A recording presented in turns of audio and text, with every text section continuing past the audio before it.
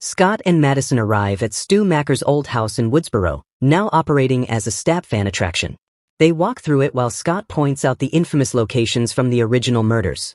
Madison suddenly spots a ghost face, but Scott reassures her it's only a motion-sensitive animatronic prop. They overhear rumors that Stu might have survived. Soon after, they get a phone call. Scott answers and plays along with the Creepy Voices trivia game. Later, the caller contacts Madison directly and warns she will die that night. Scott puts on a Ghostface costume as a joke, but at the same time, the motion robot begins moving strangely.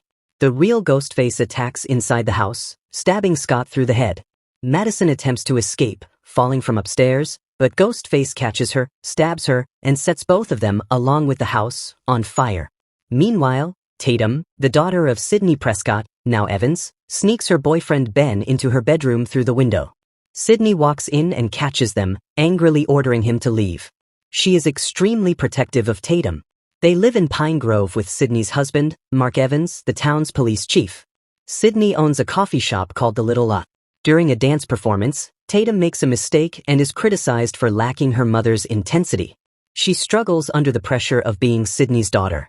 Sidney then receives a FaceTime call from Stu Macher, who threatens to kill Tatum. Shocked, Sidney hangs up and calls for backup. At school, Ghostface attacks Tatum's friends Aaron and Hannah during rehearsal, brutally killing Hannah. Sidney, Mark, and several officers rush to the school, but the killer escapes. Tatum fired at Ghostface as he dropped, but when she turned toward the exit, she saw another Ghostface. There had been two all along.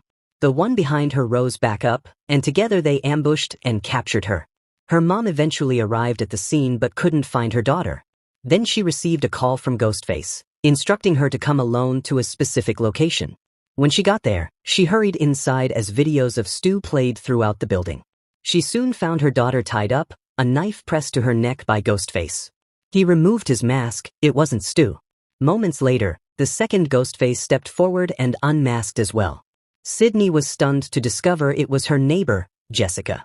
The man revealed he worked as a Google AI consultant and had figured out a way to bring Stu back from the dead in order to honor his legacy.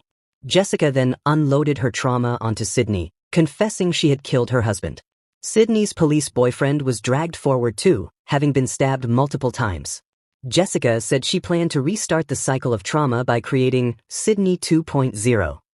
She moved toward Tatum, but Tatum shoved her, causing a distraction. Sidney pulled out her gun and shot the first Ghostface in the head while Jessica fled. Sidney told her daughter to stay with her injured cop boyfriend while she went after Jessica. During the search, Jessica ambushed her, and they engaged in a brutal fight. Sidney stabbed her in the leg and then repeatedly in the stomach, but it wasn't enough to stop her as she lunged again. Just then, Tatum arrived and shot her in the head. Sidney and her daughter tried to leave, but Jessica sprang up once more, forcing them to fire multiple shots until they were certain she was dead. Ambulances and police soon arrived, and the cop was rushed to the hospital. Sidney and her daughter held each other tightly, and that's how the movie ended. Thanks for watching.